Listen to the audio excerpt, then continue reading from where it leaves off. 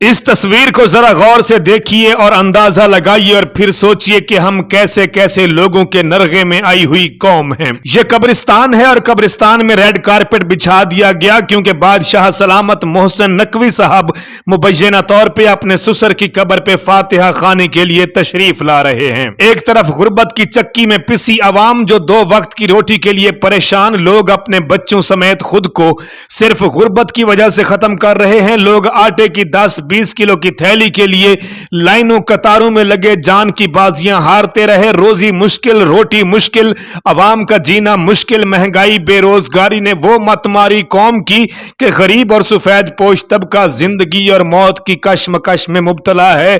तो वहीं हमारे बेहिस हुक्मरान कब्रों पे भी बगैर प्रोटोकॉल के जाना गुनाह कबीरा समझते हैं। सड़कों पे प्रोटोकॉल सुना भी है, देखा भी है। बाजारों में मेरे मुल्क के हाकिम 100 गाड़ियों के प्रोटोकॉल में दिखाई दिए। गैर मुल्की दौरों पे उन होटलों में कयाम किया जहां एक रात के इखराजात लाखों रुपए के हैं। अदालतों में जाना, असेंबलियों में जाना, तो तब भी हमारा हुक्मरान तबका पूरे लाओ लश्कर के साथ दिखाई देता है। बातें तो ये सारी समझ से बाहर हैं कि जिस मुल्क की आवाम एक वक्त की रोटी को तरस रही हो, वहां के हुक्मरान आवाम का पैसा इस तरह उड़ाएं कि हलाल समझ के।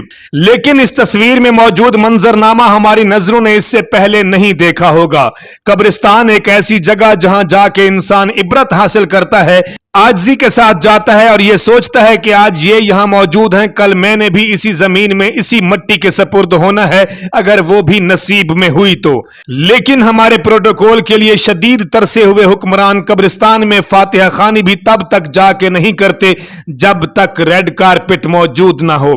इस तस्वीर में आपको दिखाई दे रहा है कि निगरान वजीर आला पंजाब मोहसिन नकवी कब्रिस्तान में रेड एंड गोल्ड कारपेट पे मौजूद हैं और मुबैना तौर पे पंजाब के निगरान वजीर आला साहब अपने ससुर SSP अशरफ मारत की कब्र पे फूल चढ़ाने और फातिहा खानी के लिए तशरीफ ले गए थे, जहां उनके साथ और भी बड़े बड़े ऑफिसर्स मौजूद थे।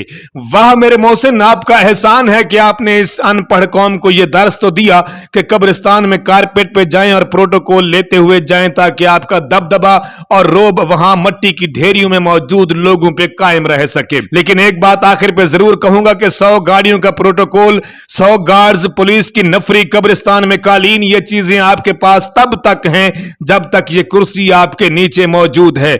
याद रखिए मेरे देश के हुक्मरानों, एक दिन आपने, हम सब ने इसी मट्टी के नीचे दब जाना है। तब ना कारपेट बचाएगा, ना कोई पुलिस वाला हमारी जगह फरिश्तों के सवालों के जवाब देगा, कुछ भी काम नहीं आएगा। बस वहां तक पहुंचने की देर है और फिर हम सब बेबसी की तस्वीर होंगे।